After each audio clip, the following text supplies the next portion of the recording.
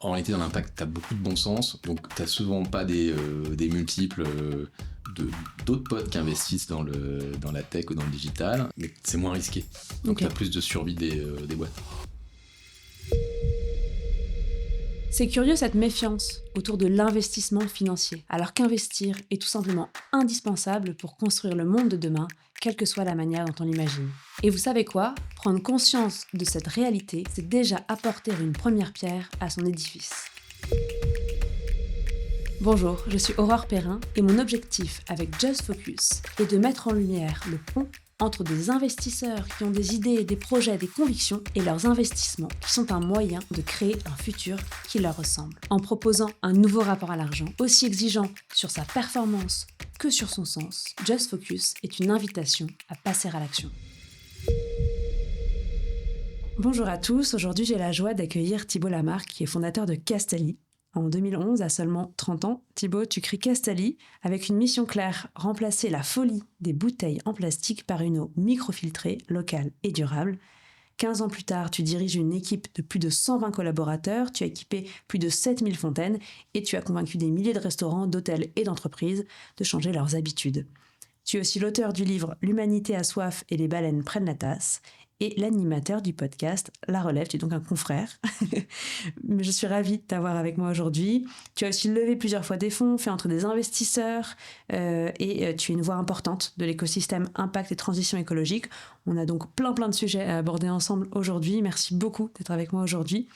Et je vais commencer notre interview par une première question. Comment est-ce que tu as fait pour tenir la barre seule pendant toutes ces années en ayant fondé justement tout seul Castali?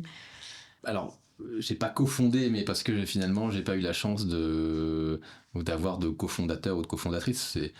En 2010, être entrepreneur, c'était beaucoup moins sexy que depuis quelques années. Et je trouve que c'est génial qu'aujourd'hui, être entrepreneur, finalement, c'est valorisant. C'est plus le voleur de poule. Et en plus, moi, j'ai fait des études plutôt financières. Et donc, mes amis, ils étaient soit dans la banque de marché, soit dans la finance d'entreprise. Et quand je leur ai dit que j'avais un projet pour aller changer les choses et supprimer les bouteilles en plastique, eux, ils avaient déjà une maison, un appartement, des vacances, je sais pas où, et un niveau de vie qui faisait que c'était pas compatible avec un démarrage from scratch de société. Est-ce que tu avais fait quelques années en finance avant de te lancer dans l'entrepreneuriat ou tu as commencé directement sans Non, j'ai fait quelques années en finance. J'ai fait du M&A chez Veolia Environnement. Okay. Donc en Australie, puis après dans la holding de Veolia. Et après, donc, j'ai fait ça à 5 ans et demi. Et après, j'ai pris la direction financière d'une PME qui s'appelle Alter Eco, avec Tristan Lecomte, qui est une PME qui a lancé Enfin, c'est un super entrepreneur, je ne voudrais pas dire une PME, un super entrepreneur en tout cas, qui m'a vraiment inspiré, Tristan, et qui a lancé les produits bio et équitables dans les années 2000 en France. Ok, ouais, je vois. Et donc là, tu fais donc ces 5 ans et demi, et tout d'un coup, tu décides... Je deviens DAF, et puis j'avais l'entrepreneuriat au fond de moi, et donc il s'avère que Tristan Lecomte est parti d'Alter Eco, le nouveau directeur général qui est un copain, Nicolas Mounard, donc me recrute. Et puis au bout d'un an, finalement, j'ai envie d'être patron. Et à ce moment-là, j'ai pris la tangente et j'ai travaillé sur le projet. Ok, et comment c'était venu ce projet Castali ? C'est une suite de moments, de rencontres. Chez Veolia, Veolia a plusieurs activités, l'eau et le déchet en particulier. Donc j'avais visité dans le cadre de mes activités des décharges, des centres de tri, des centres d'incinération.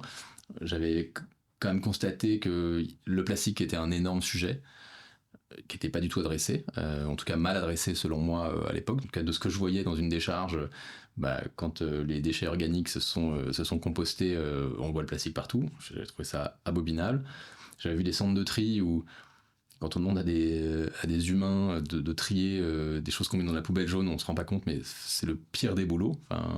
Et d'ailleurs, souvent, c'est des boulots pour des gens qui viennent d'arriver en France, qui viennent d'avoir leur papier, et au bout de quelques mois, ils peuvent plus, ils doivent arrêter parce parce que les corps sont... parce que ça fait mal. Ouais. Et donc le recyclage fonctionne pas correctement. Donc le meilleur déchet, celui qui est pas produit. Et c'est comme ça que j'ai travaillé sur le sujet Castelli. Ok, donc dès le départ, c'était assez clair pour toi quand tu décides de te lancer, la direction, le secteur dans lequel tu veux évoluer. Et je crois qu'assez vite, en plus, tu recrutes une stagiaire. Enfin, j'ai l'impression, mais peut-être que c'est moi qui me trompe, hein, mais que tu étais assez au clair assez vite sur le projet, monter une équipe et te lancer. Oui, donc en fait, c'était. J'ai retrouvé d'ailleurs pour les 10 ans, donc ça date un peu maintenant, c'était il y a 5 ans, j'avais retrouvé mon premier. J'avais un calepin d'auditeur financier et j'avais retrouvé mes premiers slides que j'avais pas fait sur un PowerPoint mais que j'avais fait à la main, que j'avais écrit. Avec une alternative durable à l'eau en bouteille, et puis les différents segments de marché, la restauration, l'hôtellerie, les bureaux, les fontaines publiques. Ouais. Et donc au début, tu te lances plutôt sur les restaurants et les hôtels. C'est celui qui a tout de suite marché, Ouais, mais ok. je me suis lancé, j'étais entrepreneur, et donc j'ai testé plusieurs marchés, et puis après on va là où c'est plus facile. Et donc la bistronomie, la gastronomie, c'est toutes les années du fait maison, et de l'essor de la bistronomie, de la gastronomie, et donc ça nous a tiré vers le haut, ça nous donnait une belle image de marque. Okay. Mais j'avais testé l'entreprise, j'avais testé le particulier, j'avais testé les fontaines publiques. Et comment t'expliques que ce soit finalement les restaurateurs qui aient été les plus réceptifs, là où on pourrait imaginer que c'est eux qui avaient le moins d'intérêt à se sortir de la bouteille qui pouvait vendre assez cher. Effectivement, c'est ceux qui avaient le moins d'intérêt, qui vendaient du verre. Oui. C'est ceux qui gagnaient le plus d'argent sur l'eau en bouteille. Puis qui ont des impératifs de temps aussi. Enfin, eux, il faut que ça aille vite, que ça... Ça, on leur fait gagner du temps. Mais en tout cas, c'est ceux qui avaient le moins d'intérêt financier et qui n'étaient pas sur du plastique. Mais il y a une chose qui a tout de suite marché, c'est le côté naturel. Et le côté goût et dégustation. Et donc ce qu'on a mis en avant très rapidement, en fait, une des particularités de la Castelli, c'est qu'elle est très neutre en bouche. Et donc par rapport à d'autres eaux minérales qui sont plus chargées en sel, sur de la dégustation de plats, de vins, il n'y a pas photo en fait. Donc il y a Castelli, et là j'avais un grand domaine de Bourgogne qui a un client Castelli, enfin un très grand domaine de Bourgogne qui a un client Castelli. C'est pour le goût qui nous choisit. Donc et c'est pour la dégustation. Et donc tout de suite sur la bistronomie et la gastronomie, ça a fonctionné comme ça. C'est pas là, ils font pas plus de marge avec Castelli, même souvent un restaurant où il y a Castelli va gagner moins d'argent, mais par contre c'est vraiment un service supplémentaire pour leurs clients, ce qu'on appelle des clients attentionnés. Et donc assez vite t'élargis à d'autres cibles, tu parles des entreprises. Alors un restaurant c'est un client, une machine, un abonnement. Pour grandir la boîte, assez vite, en fait, je me suis retrouvé confronté quand même avec un coût d'acquisition élevé, l'incapacité que j'avais à développer des chaînes. C'est plus le cas aujourd'hui, mais c'était le cas il y a 10 ans. Donc c'était plutôt des indépendants, en fait, que tu arrivais à convaincre. C'était bistronomie, donc en gros, c'est des entrepreneurs de la restauration qui sont libres de toute contrainte auvergnate. Ceux qui m'entendent, certains me comprendront, parce qu'il y a effectivement un secteur qui est quand même très organisé. J'ai des origines auvergnates, attention. Alors on peut même aller en Auvergne, on peut citer les petits villages concernés. En tout cas, on va dire des restaurateurs qui sont libres de travailler avec qui ils veulent. Et donc ça c'est pour les bistrots et puis des chefs. Ok, très clair. Mais une incapacité totale à rentrer dans les grandes chaînes hôtelières, parce que là finalement il y a des accords avec les grandes marques d'eau très forts qui faisait que le marché était verrouillé. Et après, en termes d'installation, c'est quand même des machines qui sont... Enfin, alors, c'est pas une immense complexité, mais c'est quand même une petite infrastructure à chaque fois que tu vas installer dans un lieu. Comment est-ce que tu as réussi à développer toutes ces machines, à les installer, en ayant, j'imagine, un capital de départ qui n'était pas forcément énorme? Est-ce que tu as été... J'ai mis toutes mes économies, c'est-à-dire 50 000 euros. Et ensuite, assez vite, j'ai levé de l'argent. D'accord. Donc, avec du Friends and Family, 600 000 euros. Et puis après, un peu plus tard, au bout de 4 ans, des fonds. Mais j'ai acheté finalement les toutes premières installations, c'était sur étagère. Puis dès que j'ai eu de l'argent, j'ai travaillé avec un bureau d'études, un industriel français. Et puis finalement, on a développé toute une gamme de machines. D'accord, oui, donc tu es parti avec une machine plus simple que tu as pu ensuite Complètement. optimiser. Ok, Oui. je comprends bien. Et quand tu as levé des fonds, tu avais déjà réussi à avoir une forme de rentabilité ou tu as eu vraiment une période assez longue où tu as pu vivre avec ces 600 000 euros, 650 000 euros du coup, que tu avais levé au tout début?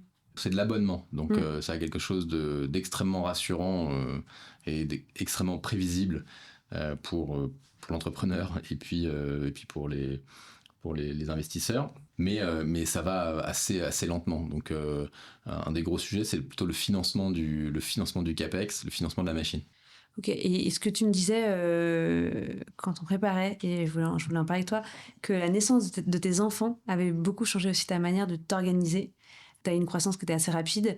En quoi est-ce que cette nouvelle... alors, c'est pas le mot contrainte que je vais utiliser, mais tu vois, cette nouvelle pièce à prendre dans ton organisation personnelle a pu aussi t'aider, tu vois, potentiellement à mieux travailler ou à mieux t'organiser? Ça m'a surtout appris à dire non. Mhm. Et donc à être beaucoup plus organisé et à savoir dire non pour profiter de mes enfants. Ouais, d'accord. Oui, donc en fait, devoir leur réserver une place, ça devient aussi une raison valable de... Pour le coup, c'est juste une question d'organisation. Et Ouais. donc là, aujourd'hui, j'ai un bon setup qui fait que je profite de mes enfants et pourtant, je pense que je travaille beaucoup. Ça faisait combien de temps que tu avais lancé Castali? C'est en quelle année que tu as eu tes premiers enfants? C'est 2017, donc ça fait D'accord. déjà 6 ans. Donc tu avais déjà levé des fonds à l'époque et tu étais déjà... J'avais levé Ouais. avec des business angels et puis un premier tour de table de 2 millions avec des fonds en 2015. D'accord, oui, ok. Donc tu avais quand même déjà une entreprise qui tournait assez bien.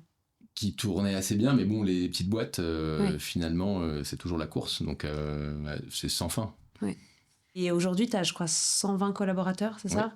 Et qui sont tous basés à Paris ou vous êtes Non, on est sur toute la France. sur toute la France? Donc on a le siège qui est à Boulogne-Billancourt, on a un site logistique à Issy-les-Moulineaux, on a un autre gros site logistique à 2 heures de Paris, et puis après on a des techniciens et des commerciaux sur toute la France. Ok, et comment est-ce que vous arrivez à monitorer toutes ces forces commerciales? Tu as des gens t'as des, Bon, alors t'as maintenant là je suis organisé, Ouais. j'ai un directeur général, une directrice commerciale, et puis des relais, des managers qui font que c'est bien organisé. On en a parlé un petit peu au début, mais comme tu le disais, au départ de ce projet, c'était aussi un engagement et une volonté d'avoir un impact. Tu dirais que tu étais d'abord militant, engagé, et c'est ça qui t'a poussé vers l'entrepreneuriat? Ou plutôt l'inverse, tu avais envie d'entreprendre, et puis tu t'es dit, moi, quitte à entreprendre, autant le faire pour quelque chose qui a de l'impact, et je vais réfléchir à qu'est-ce que j'aimerais faire. Tu le définis? Je dirais que c'est les deux. C'est les deux, en ouais. même temps. Et d'ailleurs, que ça soit pour Veolia Environnement, quand j'ai postulé, c'était en 2004 ou 2005, c'était la seule boîte où finalement il y avait l'environnement dans le nom et sans doute dans les services. C'était bien avant le Grenelle de l'environnement. Et Alter Eco, finalement, c'est un des précurseurs des boîtes engagées. Donc non, j'ai envie de faire les deux. Ouais. Ouais, et tu te serais pas vu entreprendre dans autre chose qu'un sujet Qui a beaucoup de sens. Qui a beaucoup de sens, oui, bien sûr. Il y a beaucoup d'entrepreneurs qui sont engagés. Tu trouves que c'est aussi un devoir à partir du moment où tu as une entreprise qui fonctionne bien, tu as une forme de notoriété, que de prendre position où finalement c'est propre à Je pense chacun? que les entrepreneurs doivent faire la politique avec un grand P. Ouais.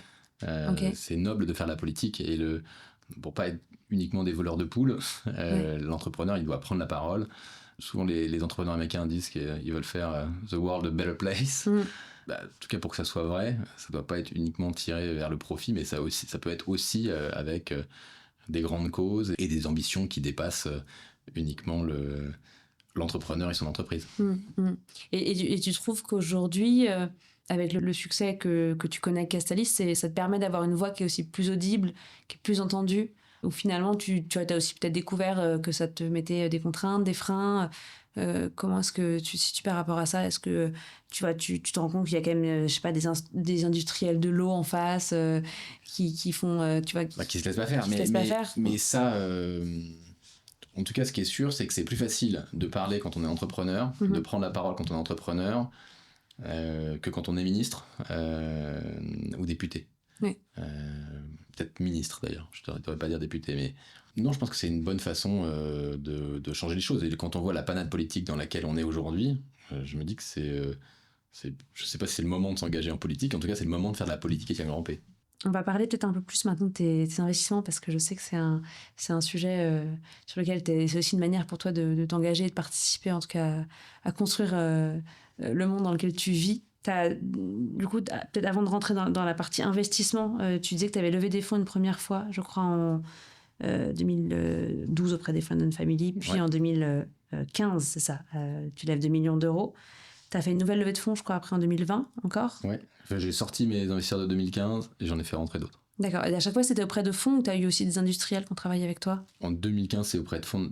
Bon, c'était 2 millions, c'était un petit tour. Et ensuite, 2020, j'ai le fonds de l'industriel SEB qui est rentré au capital. Et en quoi ça a pu être différent aussi? Enfin, tu vois, d'être accompagné par un industriel, c'était très différent alors d'abord, c'est le même argent. Et ensuite, on a eu quand même la chance d'avoir 2 babysitters, une marketing et une industrielle. Et donc, c'est quoi une babysitter industrielle chez SEB? C'est un ancien patron d'usine qui a fait 30 usines dans le groupe, qui connaît extrêmement bien les problématiques industrielles et qui a été capable, sur des choses très précises, de nous aider. Et en l'occurrence, on a un assembleur de machines qui a été racheté par un concurrent et on a été capable de basculer, c'est un peu long, mais en quelques mois, la production d'une usine vers une autre. Et tu les as gardés au capital? Tu les as encore au capital aujourd'hui? Oui. Ok. Oui. Et donc c'était assez complémentaire finalement d'avoir ces différentes expériences. Aujourd'hui, vous produisez vous-même les machines? Vous avez vos propres usines? Non, on n'a pas d'usine. Vous n'avez pas d'usine, ok. Mais donc on utilise 2 usines de sous-traitants. Ok.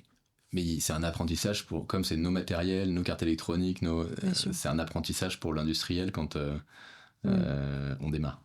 Et justement, toi qui as entrepris seul, dans quelle mesure le fait d'avoir des fonds qui n'avaient pas forcément les mêmes exigences, le même calendrier, ça a pu être une contrainte ou quelque chose de nouveau avec lequel composer? Non, mais ce qui est sûr, c'est que le calendrier, je pense que c'est un sujet, et même si tous les fonds vous vendent que c'est un accompagnement long terme, au bout de 2 ou 3 ans, vous avez les premières questions de comment est-ce que je fais pour sortir. Donc, peut-être que finalement, alors moi j'ai une très bonne relation avec mes investisseurs, mais si c'était à refaire, peut-être que j'essaierais de trouver des gens qui permettent de vraiment d'accompagner dans la durée. Ce qui est le cas aujourd'hui avec mes investisseurs actuels, mais c'est 5, 6, 7 ans, c'est pas 10 ou 15 ans. Et pour faire un grand projet industriel, je pense qu'il faut du temps. Il faut un temps long. Oui, surtout que c'est quand même assez fréquent, je trouve, notamment dans les fonds impact, mais qu'il y a cette approche un peu de capital passion. On a envie aussi d'être respectueux sur le plan humain, sur le plan social. Et j'imagine que c'est peut-être aussi là-dessus. Toi, c'est pas forcément tes investisseurs, c'était pas forcément des fonds à impact ou des fonds qui étaient... En 2015, c'était le premier fonds à impact, Inco. Et puis 2 autres fonds, un fonds dans l'hôtellerie et la restauration qui s'appelle Extendam. Oui. Et un fonds d'entrepreneurs. Bon, c'était assez sympa parce que finalement... c'était le première finance à impact. Le fonds dans l'hôtellerie, c'est seulement quelqu'un qui nous a amené beaucoup de leads, qui nous a introduit dans le secteur de l'hôtellerie. Et après 2020, j'ai choisi volontairement 3 fonds à impact et puis un fonds d'industriel. C'est pas l'industriel qui est rentré, c'est le fonds. D'accord, mais qui était capable de comprendre aussi vos enjeux et de les respecter par rapport à toi, ce que tu avais envie de donner comme direction à Castalli. Nous, on a la chance d'être purpose native, donc si tu veux, à chaque fois que j'ai un contrat qui est signé, je sais que je vais économiser X milliers de bouteilles. Et donc, on a 100% du chiffre d'affaires qui est drivé par l'impact. Donc, ça n'a rien changé, en fait, dans mon business. Tu peux pas avoir quelqu'un qui te dit... On avait déjà, en fait... en plus, j'aime bien mesurer les impacts, donc c'est pas du vent. Donc, on a fait... les ACV nécessaires, les bilans, etc., qui permettent de justifier et de donner des chiffres concrets. Mais finalement, on vient de boucler un gros tour de table. Ok. Canon. Et donc ça, c'est encore... les investisseurs existants, et puis une banque, la banque Pictet, qui est une banque suisse, et qui nous accompagne avec un gros unitranche. Ok, donc là, vous passez en mode dette unitranche. D'accord. Ah oui, donc c'est encore un changement d'échelle à venir. Et donc, finalement, tu vois, j'ai un accompagnement à long terme de mes investisseurs. Ouais, ok.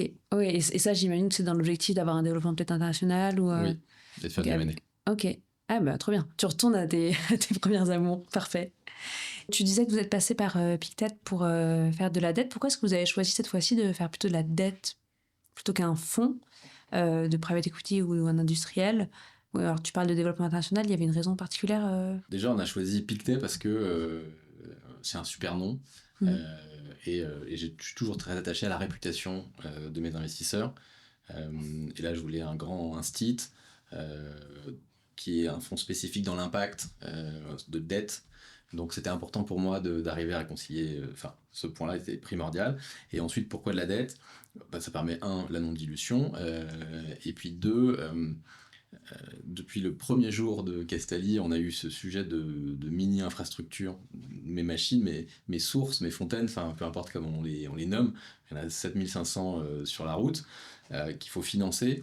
Et donc ça m'a permis de refinancer le passé, et puis financer l'avenir, avec à la fois du financement de CAPEX et du financement de M&A. Ok.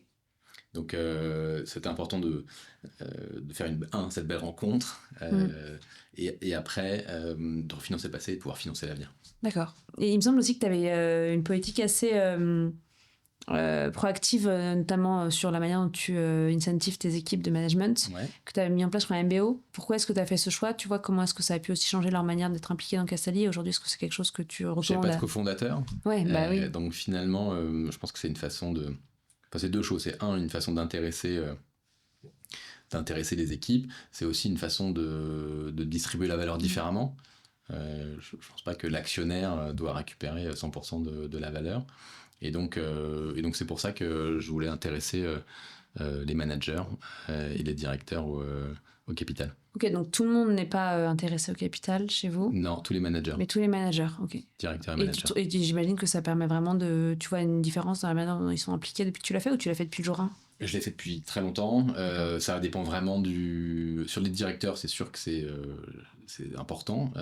Sur les managers, ça va dépendre un peu des managers.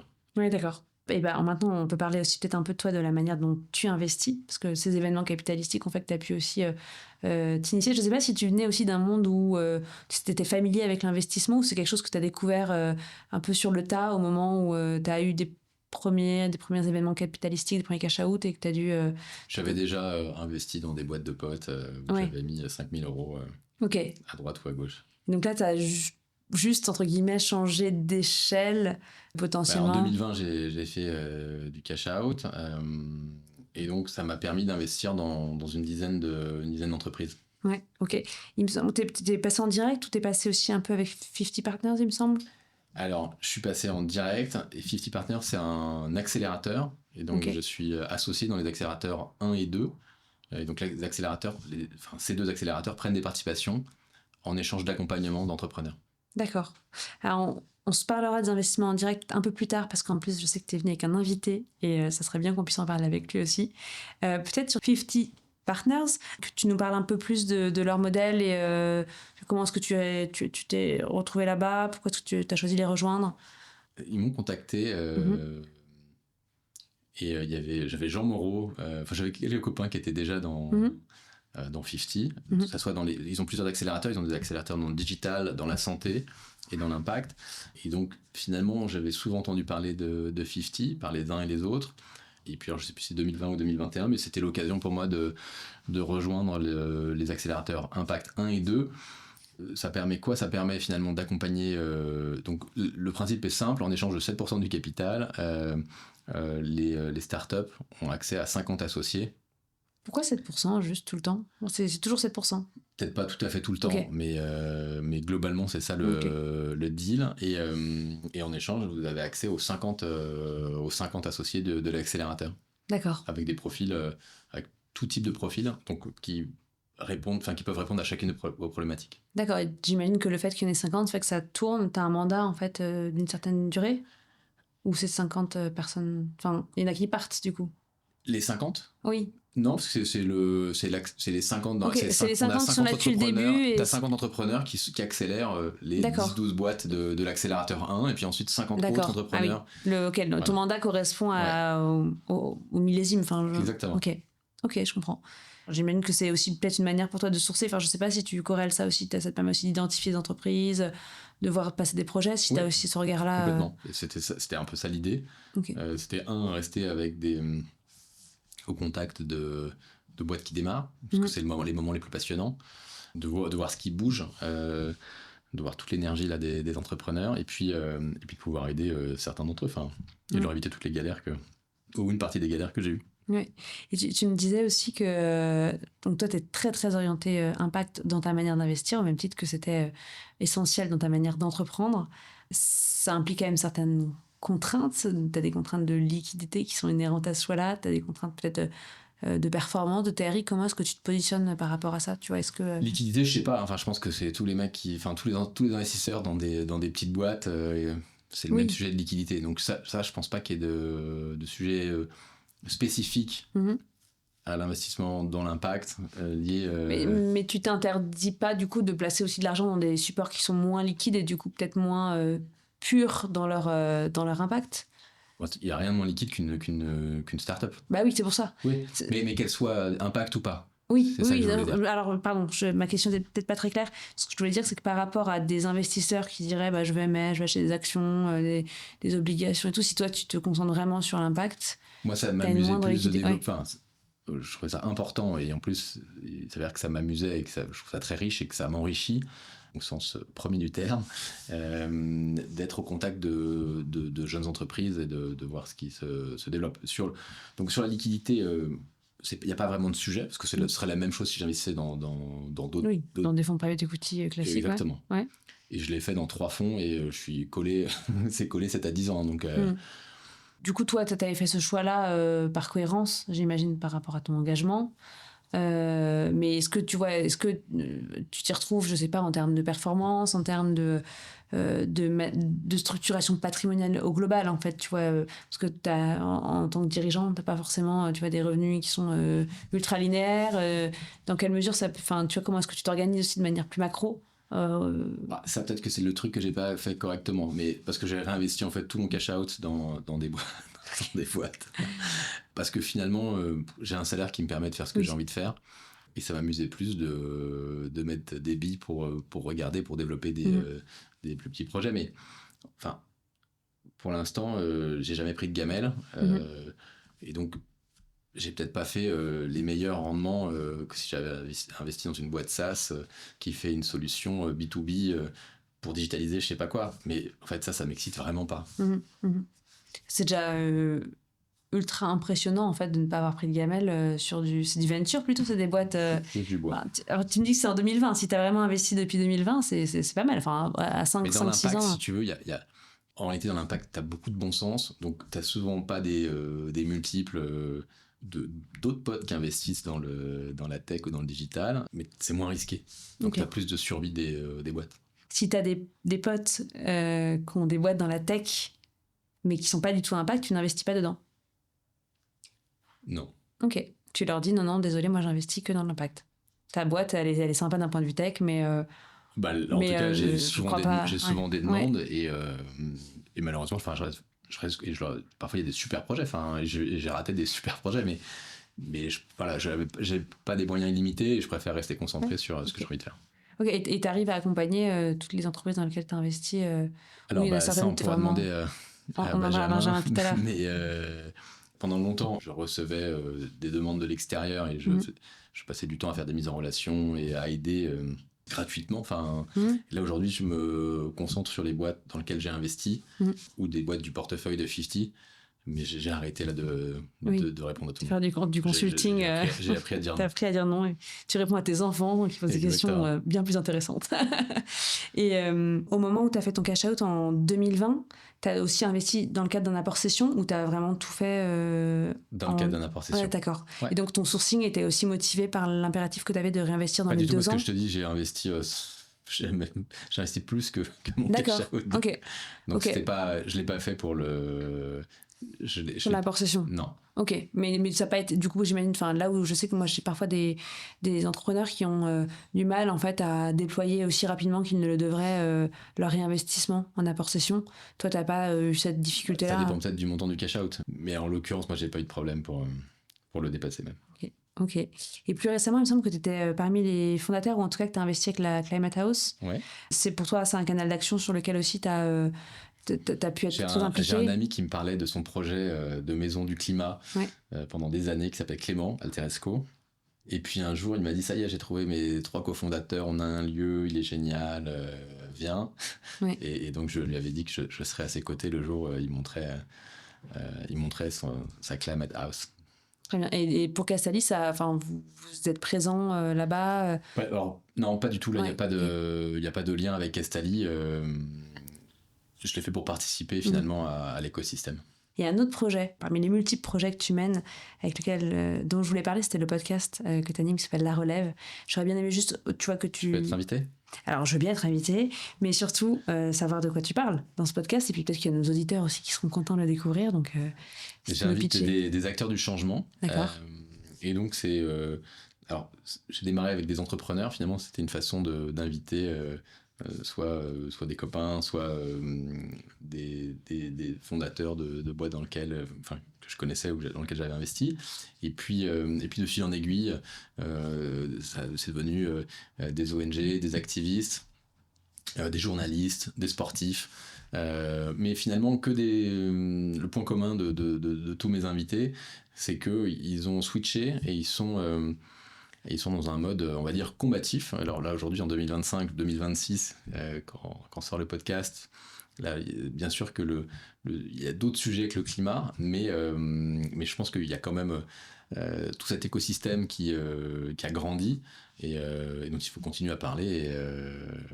Et voilà, c'est mes invités. Ok, trop bien. Et ouais, donc tu as quand même, toi, dans ton engagement plutôt un focus climat, ou tu as l'impression aussi que ces dernières années, tu t'étais aussi ouvert sur d'autres thématiques? À titre personnel, j'ai une sensibilité environnementale. Dans mes invités du podcast, j'ai Maud Sarda du label Emmaüs. Donc c'est l'impact au sens large. D'accord, ok, je comprends bien.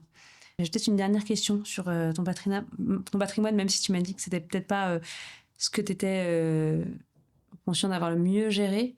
Mais je sais pas si tu as un conseil que tu pourrais donner à des entrepreneurs justement qui sont engagés dans l'impact. J'en vois beaucoup, il y en a qui nous écoutent aussi, et qui aimeraient concilier en fait impact dans leur investissement et aussi une forme de sécurité financière. Alors, j'entends que toi, c'est aussi ton salaire, le salaire que tu te verses, qui te permet d'avoir cette sécurité. Mais tu vois, justement, là où souvent, en tant qu'entrepreneur, on peut avoir la tentation de se payer le moins possible. Enfin, est-ce que toi, tu as l'impression d'avoir en tout cas craqué un fonctionnement qui te permet d'avoir cette sérénité financière quand même, et un équilibre et que tu D'abord, ça fait 15 ans. Ouais. donc heureusement. Et ensuite, peut-être, souvent un conseil que je donne, c'est, moi je l'ai pas fait au début, c'est de se payer en fait assez vite. Moi j'ai préféré recruter plutôt que de me payer. J'avais chopé les bourses du réseau Entreprendre et de vivre sur les bourses plutôt que de me payer. Mais il y a un moment, finalement il faut rembourser la bourse, donc il faut se payer 2 fois plus cher. Donc il faut se payer le plus vite possible. Je pense que c'est important de vivre de ce qu'on fait. Et toi, tu as commencé à te payer du coup au bout de combien de temps? De 2 ans de chômage, 1 an de réseau Entreprendre, donc au bout de la 4e année. Ou la 4e année, ok. Ouais. Tu n'avais pas encore tes enfants à l'époque en plus. Non, alors ça, je vivais, Heureusement. je vivais chichement. Ouais, parce que ça fait un peu augmenter aussi les dépenses. Top, merci beaucoup. On va accueillir Benjamin dans une petite minute. Mais merci pour cette première partie. Merci. Tu disais, toi Thibaut, que tu accompagnes des startups, que maintenant tu te limitais aussi à ton accompagnement à des startups dans lesquelles tu investis. Est-ce que tu as aussi cadré la manière dont tu les accompagnes? Est-ce que tu joues plutôt un rôle de mentor? Est-ce que tu vas sélectionner des entreprises sur lesquelles tu as aussi une expertise métier sur lesquelles tu peux les accompagner? Comment est-ce que tu cadres ton accompagnement? Pour le coup, ça dépend vraiment de l'entreprise, de l'entrepreneur ou de l'entrepreneuse en face, et de ce dont elle a, ce qu'elle veut, ce dont elle a besoin. Moi, ce qui me plaît, puis on pourra demander à Benjamin, mais en tout cas, ce qui me plaît, c'est le mentoring, c'est d'être dans le concret avec les entrepreneurs. Les positions de board m'intéressent pas tellement. Voilà, j'essaie d'être un sparring partner. Et il y a des domaines d'activité dans lesquels tu es ce qui est sûr, c'est que le B2B, le B2B, c'est quelque chose qui est très familier pour moi. Et c'est plutôt, je sais pas, sur la dimension commerciale, sur la dimension industrielle, sur la dimension financière que tu as le plus de valeur Dimension ajoutée? financière, dimension Ok. commerciale, et puis effectivement, dimension industrielle. Ok, bah du coup, tout. Je comprends mieux pourquoi les startups veulent être accompagnées par Thibaut. En fait, tu deviens le CEO caché. Mais aujourd'hui, on va demander justement à Benjamin Dubois, qui est venu avec toi, si Thibaut est en fait le CEO caché. Pas du tout, alors là, vraiment pas. Non, je plaisante, mais peut-être Benjamin, tu peux commencer par te présenter, puis peut-être rapidement ce que tu fais, et puis après on parlera de votre rencontre et comment vous travaillez ensemble. On essaiera de savoir si Thibaut est ou non le CEO caché. Ça marche, bonjour. Donc moi, c'est Benjamin Dubois, j'ai 33 ans et je suis le CEO de Fruticorp Mhm. qui va bientôt fêter ses 10 ans. Ok, félicitations. Merci. Et donc Et Fruticorp. donc Fruticorp, on fait des jus de fruits principalement. On s'est lancé il y a 10 ans sur ce marché du jus pressé à froid. Ouais. On a développé l'activité pendant plusieurs années jusqu'à ce qu'en 2023, on reprenne nos 2 concurrents principaux, la Jusserie et Juste Pressé, Mhm. pour créer un groupe qu'on a appelé Fruticorp, qui est donc pas un nom commercial, mais le nom de groupe. Mhm. Et donc, on est devenu numéro 1 grâce à ces 2 acquisitions en France sur le marché du jus pressé à froid. Qui est distribué Principalement en hôtellerie. en hôtellerie, d'accord. En hôtellerie, en restauration à domicile, café, hôtel, restaurant. Et en supermarché. Ok. Voilà. Et plus récemment, on a repris donc la société Green Shoot, Mhm. qui est numéro 2 de la soupe et du gazpacho en France. Et pour le coup, ça, c'est des emballages. Est-ce que vous avez aussi des machines pour presser les légumes? Ouais, absolument. Donc on essaye d'être le plus vertueux possible, donc à tous les maillons de la chaîne, d'avoir l'impact carbone ou l'impact sur la planète le plus neutre possible. Mhm. On dit souvent d'ailleurs que nos jus et nos soupes, on essaye qu'elles soient les meilleures pour l'homme, mais aussi pour la planète. Mhm. Donc on fait pas tout forcément impeccablement, mais on essaye au mieux avec les outils qui sont les nôtres, d'avoir le sourcing le plus le plus neutre possible, le plus local. Donc Mhm. 97% de nos ingrédients proviennent de moins de 100 km Ok. de l'atelier de production. On a été les premiers il y a quelques années, alors maintenant ça a l'air drôle, mais à utiliser du plastique recyclé. Mhm. Et on essaye au maximum d'utiliser des matériaux sans plastique. Donc par exemple sur les soupes, on est 100% en Tetra Pak. D'accord. Voilà. Et sur les jus, on est en train de développer une machine à jus de fruits qui éradiquerait complètement les bouteilles en plastique D'accord. pour en fait proposer des jus fraîchement pressés en poche directement dans des machines. Qu'est-ce que tu avais là en poche? Donc en poche, nous on appelle ça des bag-in-box. Donc ce Ok. sont un peu comme des cubis, comme on a l'habitude de le voir pour des cubis de vin. Ouais. Mais là, au lieu de mettre du Là, vin Aurore, dedans, elle a tout de suite dit Cubi, elle a tout de suite dit oui. elle a directement compris, ouais. Et on met du jus fraîchement pressé dedans. Donc en fait, ça nous permettrait d'avoir. On dit souvent, pour résumer, on veut faire un peu la Castelli du jus. Ouais, Donc d'accord. c'est aussi pour ça qu'on a approché Thibaut. C'est une jolie machine Mhm. de jus de fruits avec du jus de fruits frais dedans. Donc en fait, ça serait la première machine qui existerait avec du jus fraîchement pressé, avec de la pulpe, avec aucun traitement thermique, pas d'additifs, pas de colorants, pas de conservateurs, et qu'on puisse proposer à côté d'une jolie machine Castelli à eau, Mhm. une jolie machine, je sais pas comment elle s'appellera, mais avec du fruit frais dedans, juste pressé. D'accord. Et donc, ça peut être n'importe quel fruit ou vous avez spécialisé ça sur, je sais pas, du jus d'orange ou... Ça peut être n'importe Parce quel que c'est pas fruit. exactement les mêmes mécanismes, j'imagine, enfin, quand tu presses une orange par Ça rapport peut être n'importe quel fruit, mais au début, on va se concentrer, je pense, sur les best-sellers en hôtellerie, et donc c'est-à-dire l'orange, la pomme, le pamplemousse, peut-être un D'accord. exotique. Ok, ok, je comprends bien. Et je commence à percevoir les synergies qui peuvent exister entre vous. Tu disais que vous aviez approché Thibaut, Mm. mais vous avez quand même 10 ans d'existence. Ça fait combien de temps, du coup, que vous avez commencé Ouais, à alors, discuter? ce qu'il faut savoir, c'est que nous, quand on a lancé l'entreprise, on était étudiants, Bah un oui, tout oui. petit peu plus jeune que 33 ans, Thibaut. 10 ans, ouais. Tout petit peu. Voilà. Et donc, ouais, on a approché. En fait, au début, on faisait assez peu de chiffre d'affaires, en fait, quand on a approché Thibaut et bon, bah, comme pas mal d'entrepreneurs, c'était un peu au culot. On a dû aller sur LinkedIn, on s'est demandé bon, bah, qui peut nous aider à développer des machines. Il n'y a pas 36 personnes en France qui font des machines, donc on a ajouté C'était en Thibaut, on lui quelle a écrit un année, ça? message. C'était en 2020, Ouais. 2019, 2020. Ok, donc la boîte, elle tournait quand même déjà depuis 5 ans. Depuis quelques années, Ouais. effectivement, et on devait faire à l'époque peut-être un demi-million de chiffre d'affaires. Mais à l'époque, vous faisiez pas des machines, du coup. Non, on faisait pas de machines. Ok. Justement, on voulait adresser le marché de l'hôtellerie. En fait, Ouais. nous, on faisait à 80% de notre chiffre d'affaires en hôtellerie. Ouais. Et on avait une demande grandissante des acteurs enfin des chaînes d'hôtels qui nous demandaient des machines pour mettre nos jus dedans. D'accord, au départ, donc vous distribuez simplement des jus de fruits frais en hôtellerie, mais donc vous aviez un système de livraison. Ouais, exactement. Toujours maintenant d'ailleurs. Ouais. On est le premier vendeur de jus de fruits frais en France en hôtellerie. D'accord. Et donc, on livre tous les matins des jus qui ont été pressés la veille ou l'avant-veille. D'accord. Et donc, ils sont des jus de fruits frais pour que tous les gros hôtels puissent servir des Et jus donc de vous fruits avez frais. des machines, vous les produisez où ces jus Dans nos ateliers de production, D'accord. sur lesquels on a des machines, dans lesquels on a des machines qui sont, qui pressent des oranges fraîches, D'accord. pressées, qui les embouteillent. Ensuite, qui mettent une technologie qui s'appelle la haute pression, qui est une technique Ouais. naturelle, qui permet d'avoir un peu plus de DLC, date limite de consommation, et donc de faciliter la vie des restaurateurs et des hôteliers. Ok, et ça vous permet d'être présent dans toute la France ou vous êtes assez localisé On est présent dans toute la France, même dans les pays frontaliers. D'accord, avec un seul atelier de production. Enfin, je me rends pas compte de la proximité qui est nécessaire d'avoir entre l'endroit où tu produis tes jus et l'endroit où tu le distribues.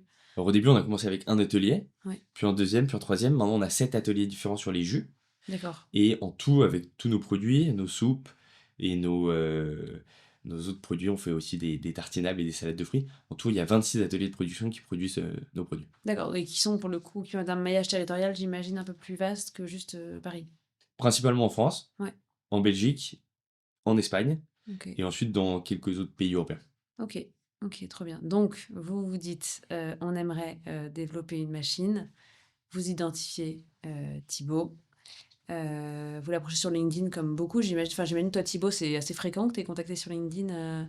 Oui, mais je me souviens plus exactement du contact. Mais il s'avère que, en tout cas, on se rencontre, ils viennent au bureau, Mhm. ils me font goûter le jus. Alors, j'avais eu un projet dans les smoothies il y a très longtemps, pendant Ok. que il y a très longtemps, et donc le projet m'a pas mal parlé, mais ils arrivent avec toutes leurs bouteilles plastiques, et je leur ai dit, mais écoutez les gars, ça fait 10 ans que j'ai monté une boîte pour lutter contre les bouteilles en plastique, vous arrivez avec des bouteilles en plastique, enfin, vous êtes très sympathiques, vos jus sont très bons, le projet me parle, mais je suis désolé, ça va pas le faire. Et donc ils sont repartis C'est vrai. dans leur Bredouille. bureau. Alors que nous, on a l'habitude de brûler un peu les étapes, on l'avait déjà mis sur les slides de la Ah, présentation, vous l'aviez avec qui nous soutiennent, etc.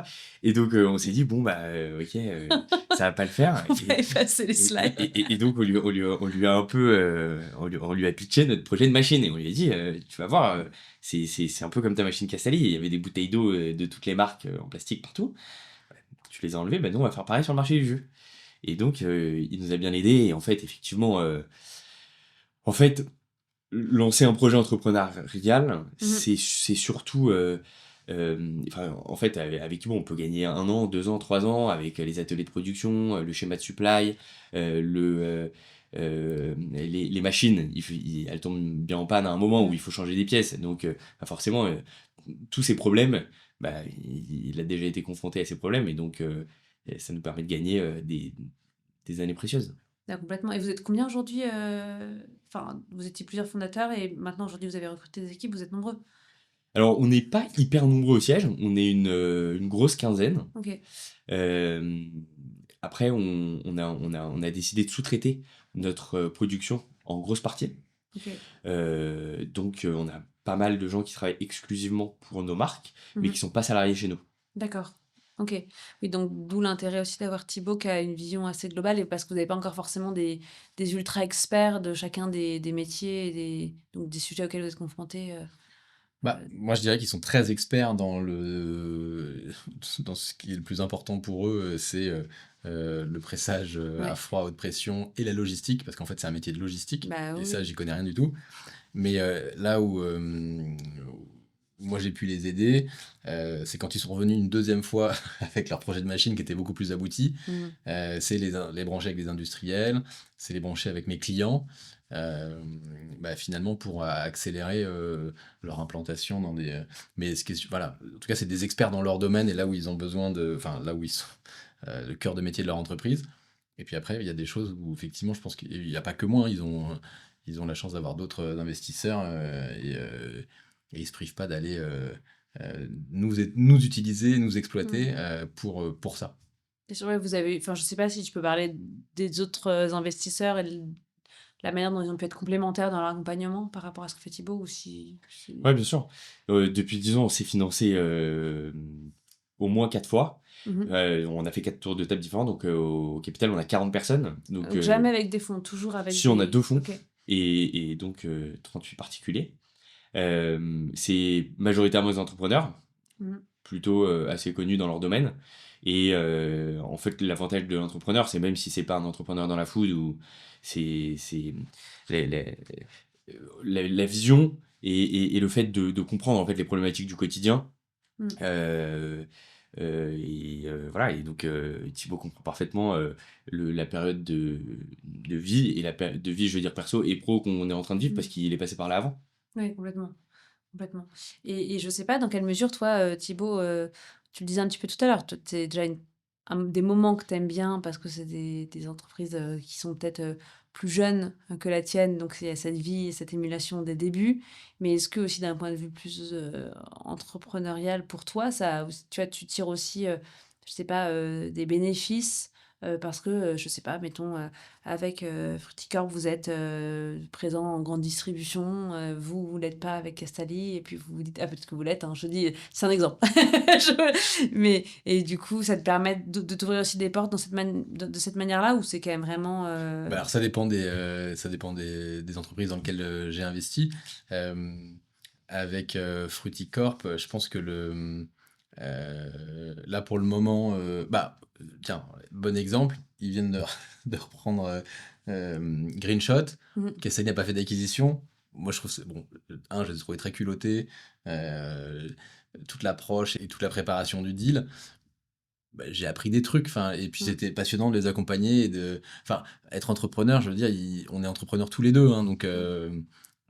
c'est juste que j'ai 10 ans ou 15 ans de plus et donc j'ai eu plus de gamelles, plus d'expérience, mais voilà, les expériences on les construit et je suis ravi de construire mon expérience aussi avec eux. Mmh. Oui, complètement. Et d'ailleurs, peut-être que enfin, je sais pas si tu peux en parler davantage, de Greenshot, mais, c'est une entreprise que vous avez choisi d'acquérir parce que, enfin, tu vois, c'est quand même une grosse société, en fait, par rapport à votre taille. Comment est-ce que vous êtes lancé là-dedans? Quel enjeu stratégique ça représente pour vous? Quelles difficultés aussi vous avez pu avoir? Ouais, ça faisait à peu près la même taille que nous. OK. Et donc, ce sont des Boulonnais aussi. On dit Boulonnais, c'est ça? Un boulonnais. Voilà. Et donc, le siège était à Boulogne. En fait, on connaissait bien le fondateur, Julien Ponce-Blanc, avec qui on avait étudié plusieurs réflexions de synergie de force de vente, etc. dans le passé. Et c'est une belle boîte qui a 20 ans, qui est numéro 2 de la soupe et du gazpacho en France, qui est une love brand, qui est vraiment aimée par les consommateurs. Mmh. C'est un marché avec des grosses barrières à l'entrée, parce que industriellement, il faut faire des très très gros batchs de prod pour pouvoir produire, donc il n'y a pas de petits concurrents D'accord. sur la soupe. Et donc, typiquement sur le gazpacho, notre concurrent c'est Pepsi avec Alvalet. D'accord. Et sur la soupe, on a 2 concurrents, dont Florette, qui est Mmh. en gros de la salade sous vide. Forcément, nous on faisait du jus avec un temps fort l'été. Mmh.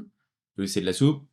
L'hiver, ça fonctionne vachement bien. Donc on s'est dit, il y a peut-être un moyen de désaisonnaliser le business, de dérisquer. Et donc forcément, ça nous a tout de suite intéressé quand Julien nous a appelés en nous disant que il rencontrait des difficultés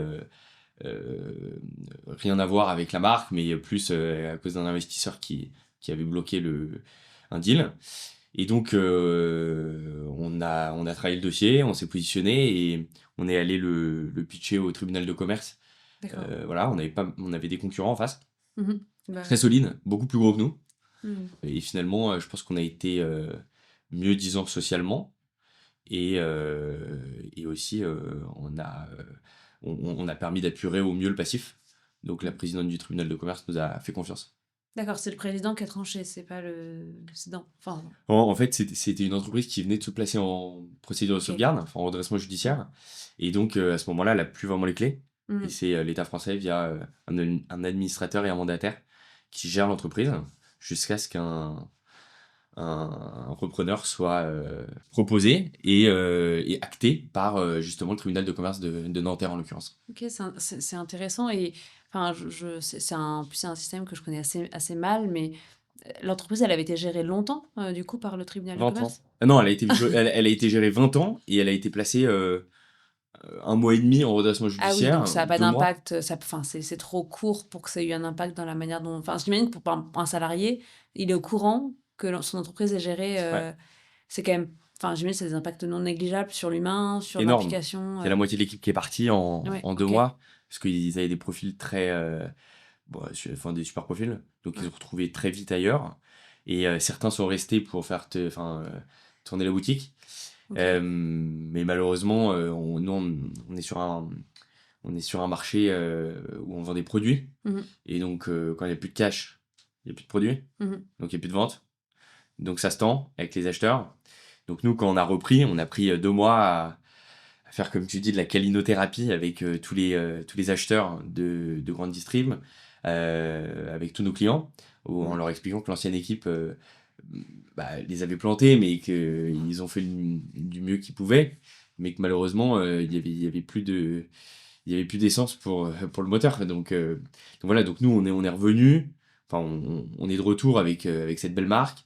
On a pour ambition de doubler le chiffre d'affaires d'ici 2028.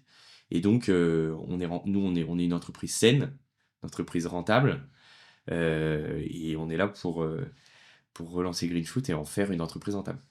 Et est-ce que vous voulez aussi en faire une entreprise justement qui a peut-être moins d'emballage, avec Mm. des fontaines à soupe? Je sais pas si Ouais, ça peut marcher.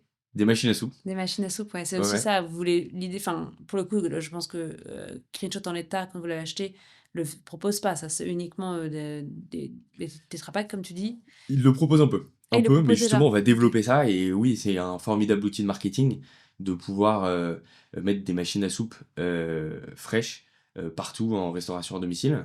Et Mm. donc de promouvoir nos recettes qui sont excellentes avec des machines à soupe et donc qui permet d'éviter effectivement les cups plastiques ou Ouais, les bouteilles complètement. en plastique. Complètement. Et je sais pas, alors je pose la question à tous les deux, mais vous avez aussi des logiques de consigne dans les emballages que vous utilisez pour notamment la grande distribution, ou pas, pour le coup, c'est une bouteille à usage unique? Parce que autant dans la restauration, vous avez des carafes, la question se pose moins. Moi, je suis pas concerné par le système Ouais, parce qu'on n'est pas grand public, oui, vous mais n'êtes pas les sous grand public, vous. non. C'est pour ça que j'ouvrais au cas où, mais La grande distribution, c'est très compliqué. ouais, On avait réfléchi à mettre un système, mais en fait, le schéma logistique n'est mm, pas fait pour traiter ça. pour traiter la consigne. Même dans les magasins bio où ils sont peut-être un peu plus. Il y a deux, trois chaînes de magasins comme Day by Day Mm, qui savent faire oui. ça, mais ça reste tout Il y a petit. une grande expérimentation en cours en ce moment avec Citeo sur des grandes marques, sur la remise en place de la consigne. Le sujet pour des plus petites boîtes, c'est que elles ne peuvent pas être portées par les petites boîtes. Ce qu'il y a besoin, c'est d'avoir les outils logistiques, les usines de lavage, enfin tout ce qu'on a oublié, qui existe encore en Allemagne par exemple, mais qu'on a oublié en France et qui ont été détruits au profit de l'usage unique. Donc c'est pas évident. Enfin, en tout cas, pour moi, les plus petits acteurs ne peuvent pas le faire sans avoir des gros qui jouent le jeu. Donc, on verra comment fonctionne le test de Citeo. Là, je crois, de tête, c'est 50 millions d'euros quand même, donc c'est un beau montant investi, mais c'est tout petit en fait, 50 millions d'euros pour remettre en place les schémas logistiques. Ok, ok, donc ouais, donc il y a quand même des réflexions qui sont en cours. Et, Bah, c'est même plus des réflexions, ouais, là c'est des c'est de ouais, l'expérimentation, exactement, c'est des POC. Il y a aussi un syndicat professionnel qui s'appelle Réseau Vrac et Réemploi. mhm. Célia Renesson qui est très active sur le sujet, mais en tout cas pour que des acteurs de taille moindre puissent exécuter correctement le système de consigne, il y a besoin d'avoir les gros acteurs qui jouent le jeu déjà. Je sais pas à quelle fréquence vous voyez et comment est-ce que vous arrivez à structurer cet accompagnement l'un et l'autre. C'est quelque chose Tu que vous avez veux- écrit au départ ou pouvez répondre l'un à l'autre. Enfin, j'imagine que... Ouais, bah, je crois qu'on se voit une fois tous les 2 mois, 3 mois. Ok. Et nous, on arrive avec un ordre du jour.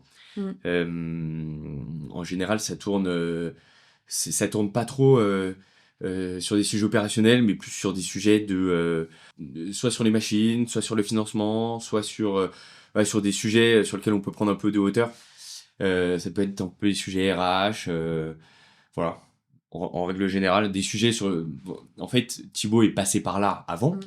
Et donc, voilà, comment il s'en est sorti, les écueils qu'il a pu faire, comment il s'en est bien sorti sur d'autres sujets. Et voilà, nous, on essaye de se nourrir des expériences passées des entrepreneurs.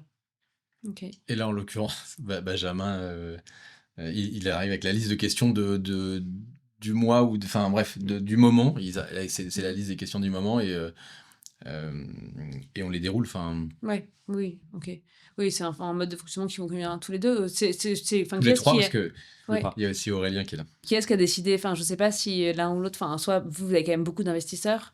Est-ce que vous avez dit on standardise, ça sera toujours comme ça avec tous nos investisseurs? Est-ce que c'est toi, Thibaut, qui dis, bah, moi, quand j'investis dans une entreprise, c'est comme ça que ça fonctionne? Ou est-ce que c'est un peu au fil de l'eau Enfin, là, je parle sous ton contrôle, mais c'est au fil de l'eau qu'on construit la relation. Enfin, et en fait, ça dépend des besoins.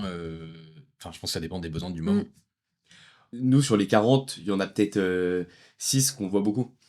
Ok. En fait, certains investisseurs sont là pour placer leurs billes, et d'autres préfèrent être un peu plus actifs, on va dire. Et en fonction des compétences de chacun, il y a des moments où on les voit plus l'un ou l'autre. Mais effectivement, en général, nous, on voit surtout les entrepreneurs. Ok. Et j'ai une question que je voudrais vous poser à tous les deux, alors vous répondrez dans l'ordre que vous voulez, mais aussi bien toi, Thibaut, parce que tu investis aussi dans le contexte 50 Partners, ou toi, parce que tu as aussi 2 fonds à ton capital, quelle différence vous voyez dans les modalités d'accompagnement, dans ce que vous pouvez tirer d'accompagnement entre ce que peut vous apporter un fonds ou ce que vous pouvez apporter à travers un fonds ou une structure versus la relation peut-être plus individuelle one-to-one? Est-ce que vous identifiez des différences, des manières de la flexibilité ou non? Enfin, je sais pas qui veut commencer. Je crois que déjà, en général, les fonds apportent plus d'argent, donc ça met un peu plus Ouais. d'essence dans le moteur. Après, nous, on a des micro-investisseurs qui nous ont apporté énormément en contact, en mise en relation, parfois qui nous mettent en garde sur certains sujets. Et ça, c'est vachement précieux. Bon, voilà, après, moi, je fais une expérience de dingue avec les fonds. Une des premières fois où Augustin et Benjamin sont venus au bureau, ils m'ont dit ouais, on veut lever de l'argent. J'aurais dit les gars, on va pas lever de l'argent là. C'est pas le moment. Il y a tout qui va bien. La boîte est en train de grossir, vous êtes en train de structurer, vous prenez des parts de marché. Il faut surtout pas lever. Alors ils étaient un peu énervés, tu vois. C'était la mode, tout le monde levait dans tous les sens. C'était le moi aussi je veux lever. Et puis je sais pas, 1 ou 2 mois plus tard, vous êtes revenus et tu avais les premiers chiffres qui montraient que c'était finalement le bon choix, c'était de pas lever pour structurer et sans doute qu'un jour, Fruticorp, il y aura besoin de lever, mais un gros montant. Voilà, là, on a une boîte qui est rentable, qui est bien structurée, on a 2 super entrepreneurs à sa tête, et donc là, effectivement, les fonds que vous avez eus, c'est des petits fonds d'accompagnement. C'était le fonds de l'ESSEC et... On a Generis, Ouais. Capital Partner, qui est un fonds parisien, et on a le fonds de l'ESSEC qui était Voilà. rentré au premier temps. Ce qui est sûr, c'est que je pense que pour lever dans des bonnes conditions, il faut que la taille elle ait une certaine structure et qu'elle puisse, lever un gros ticket et après le déployer. Et là, je pense que la boîte, elle a une bonne taille aujourd'hui. Alors, je sais pas si... on lèvera dans 1 an, 2 ans, 3 ans, mais en tout cas, ça sera un bon moment pour lever. Là, on vient de reprendre Greenshot, ça déroule, quoi. Ouais. Ouais. On a une stratégie où on va un peu moins vite, mais on gagne de l'argent. Ouais. Et c'était pas hyper à la mode il y a quelques années, mais c'est devenu vachement à la mode maintenant. Ouais, ça, c'est sûr. Et quand je vous l'ai dit, c'était pas du tout à la mode. Ouais, c'est vrai. Et donc là, on essaye donc de continuer d'être rentable, d'améliorer notre EBITDA au max. Et donc en fait, on voit que la stratégie est payante parce qu'on a repris 3 concurrents en 2 ans. Et donc eux avaient une stratégie qui était différente où ils avaient beaucoup levé. Mais vous l'avez fait sur fonds propres à chaque fois par exemple, Greenshot, vous aviez les fonds pour les racheter? On a toujours tout racheté sur fonds propres. Ok. Et donc évidemment aidé par des petites levées de fonds qu'on a fait auprès d'investisseurs. Ouais, d'accord. Oui, mais vous n'avez pas eu besoin de passer par des banques, faire des prêts et tout. On a des prêts dans certaines banques, mais en l'occurrence, quand il faut dégainer, on a 30 jours. Okay. Donc, c'est aussi l'agilité qu'on peut avoir en tant qu'entrepreneur. C'est d'aller voir ses investisseurs et de leur dire bon, est-ce que vous me prêtez un peu d'argent le temps que la banque prenne le relais. Voilà. Et donc là, on a eu de la chance d'avoir pas mal de business angels qui nous ont fait confiance. Et pour répondre à ta question précédente, c'est aussi l'avantage versus les fonds. Les BA, les business angels rapportent moins d'argent, mais par contre, ils peuvent dégainer beaucoup plus vite. Oui. Et donc c'est un beaucoup vrai avantage. plus agile en fait, et pas contraint par des millésimes. Ouais, je comprends. Et toi, je sais pas si tu identifies toi une différence entre investir de manière totalement libre, un peu comme tu l'entends, ou être dans une structure un peu comme tu l'es avec 50, même si c'est. Alors 50, c'est encore moins différent, contraignant. mais par contre, donc j'investis dans 3 fonds. Avec le recul, je trouve pas ça très intéressant, et je préfère être en direct avec les entrepreneurs. Finalement, on est assez loin du business. Ouais, ok. Et peut-être que ça va faire le lien avec la dernière question que je voulais te poser, Thibaut. Si justement tu devais donner un conseil plutôt aux personnes qui nous écoutent et qui ont envie d'entreprendre dans l'impact, qu'est-ce que tu leur donnerais aujourd'hui, sachant que le contexte est peut-être pas le même que celui que tu avais il y a 15 ans? Non, mais ce sera quand même le même type de conseil. C'est plus facile de rentrer sur un marché de substitution, où donc on vient remplacer un marché existant qui est défaillant ou qui est peut-être très gros, mais qui présente un certain nombre de problématiques. Il y a le cas là, de la bouteille en plastique, mais ça peut être... Il y a 1001 possibilités donc de marchés où il y a besoin d'un nouveau produit et où on vient remplacer un marché existant. Donc ça, je pense que finalement, c'est beaucoup plus facile que de créer un nouveau marché. Est-ce que toi aussi, Benjamin, tu avais envie de donner un conseil? Parce que finalement, tu as aussi bien poncé le sujet de l'entrepreneuriat. Peut-être, tu vois, si tu devais commencer à entreprendre aujourd'hui, alors peut-être pas forcément dans l'impact, comme tu le sens, mais tu vois, si tu devais commencer à entreprendre aujourd'hui dans le contexte actuel, quel conseil tu pourrais donner Ouais, mais sur un autre registre, je pense que moi, je suis fan d'entreprendre. Oui. Mais il faut être un peu fou. Je sais pas si je le referais si je revenais 10 ans en avant. Ok. Mais par contre, donc, il faut savoir que c'est un engagement très long. On voit souvent des success stories dans la presse où on fait croire que ça a pris quelques années. Mais en fait, c'est très long. Castelli, ça fait donc 13 ans. 15 ans. Nous, ça fait 10 ans. Et donc, quand on regarde les success stories, ça prend du temps. Et donc, ça prend beaucoup de temps. Et donc, il faut être bien organisé avec... Thibaut t'en parlait avec tes enfants, par exemple, mais dans la vie. Et il faut tenir. Et donc, honnêtement, il faut être résilient, être bien entouré. Moi, j'ai un associé. Heureusement, je ne sais pas comment tu as fait tout seul. Donc, je dirais plutôt... c'est génial. Moi, je conseille à tout le monde d'entreprendre, mais je pense que c'est pas fait pour tout le monde. Et il faut une implication de tous les instants. Ouais, c'est pas une parenthèse en fait. C'est pas un truc qui dit ça va être galère pendant quelques années, mais après ça va être cool. En fait, il faut vraiment réussir à s'installer dans la démarche et être prêt à y rester, quoi.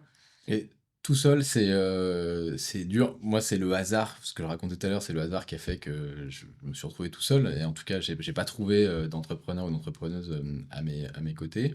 Bon, là, aujourd'hui, j'ai une équipe qui est structurée, j'ai un super directeur général qui est associé, enfin, j'ai un codir qui est associé et qui est top. Donc, c'est plus pareil. Mais si c'était à refaire, effectivement, je pense que, l'aventure entre associés, c'est quand même... c'est une aventure collective. Et ça qui fait aussi la richesse de l'expérience et de la vie. Donc, je ferai à plusieurs. Et sans doute pas from scratch. Parce que là, c'est l'Everest. Donc, sans doute que de reprendre de racheter des boîtes et de faire un LBO. Je dirais pas plus de facilité, parce que je pense pas, mais en tout cas, c'est des difficultés différentes. Ouais, ok, très clair. Merci beaucoup à tous les deux. Merci aux équipes aussi qui nous ont enregistrés et filmés aujourd'hui. Puis à très vite. Et voilà, Just Focus, c'est terminé pour aujourd'hui. Un grand merci à Sapiens qui a rendu possible sa réalisation. Si vous voulez faire le point sur votre situation patrimoniale, ou découvrir la sélection exclusive de Sapiens, rendez-vous sur sapiens.com. Vous pourrez parcourir leur offre en autonomie ou prendre rendez-vous avec un family officer pour bénéficier d'un accompagnement personnalisé et sur mesure. Si cet épisode vous a plu et que vous souhaitez le soutenir, il existe plusieurs manières de le faire. C'est archi simple pour vous et ça change vraiment la donne pour nous. Première chose, vous pouvez en parler autour de vous et le partager largement sur les réseaux sociaux. Deuxièmement, vous pouvez laisser un commentaire 5 étoiles sur Apple Podcast et bien sûr, abonnez-vous pour ne pas manquer les prochains épisodes. À très vite.